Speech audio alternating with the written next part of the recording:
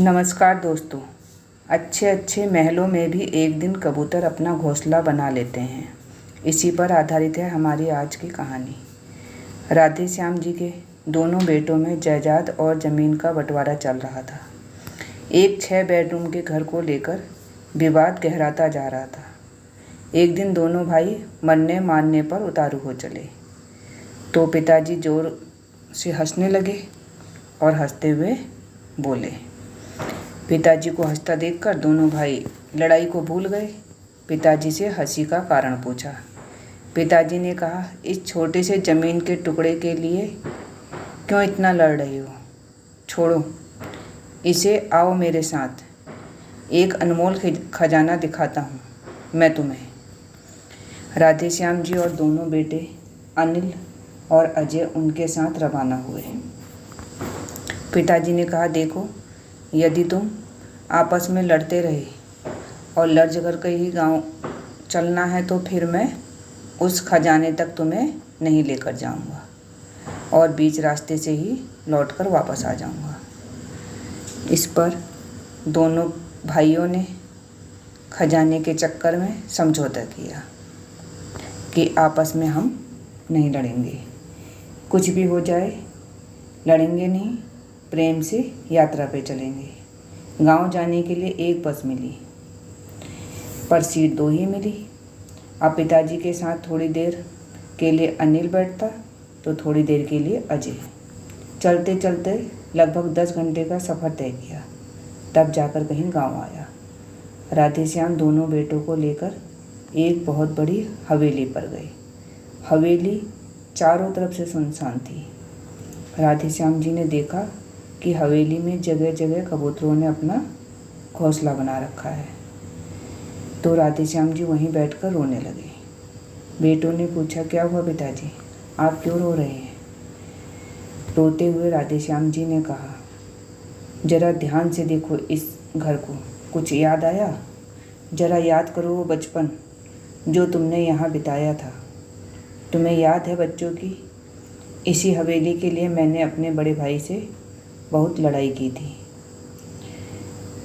ये हवेली तो मुझे मिल गई, पर उस भाई को हमेशा के लिए मैंने खो दिया, क्योंकि वो हमेशा के लिए इस गांव को छोड़कर बहुत दूर चले गया।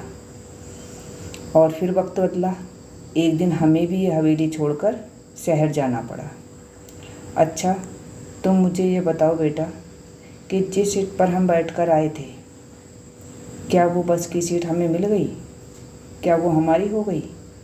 और यदि मिल भी जाती तो क्या वो सीट हमेशा के लिए हमारी हो जाती?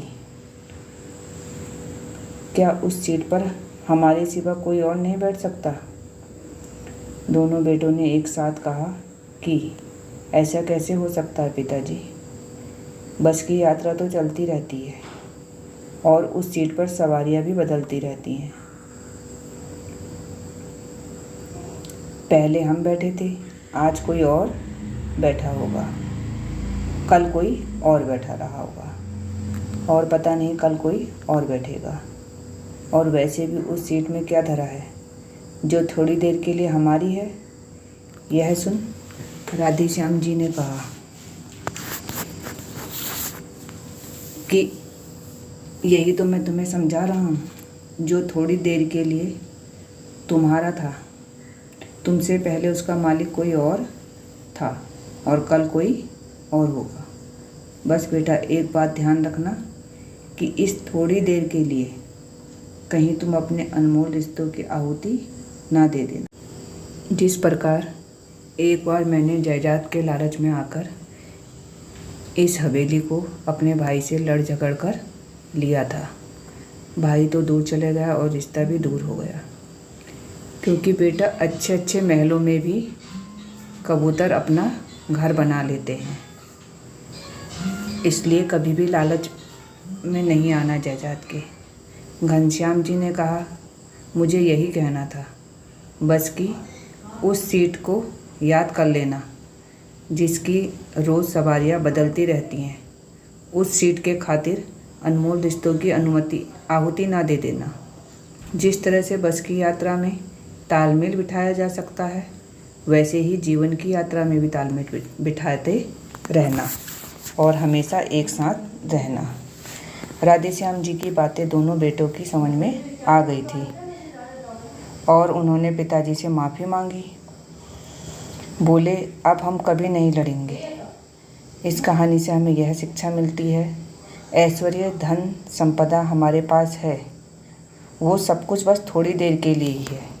थोड़ी देर में यात्री भी बदल जाते हैं और सीट भी। इन्हीं तरह की कहानियों के लिए चैनल को सब्सक्राइब करें, फॉलो करें और कमेंट्स करें।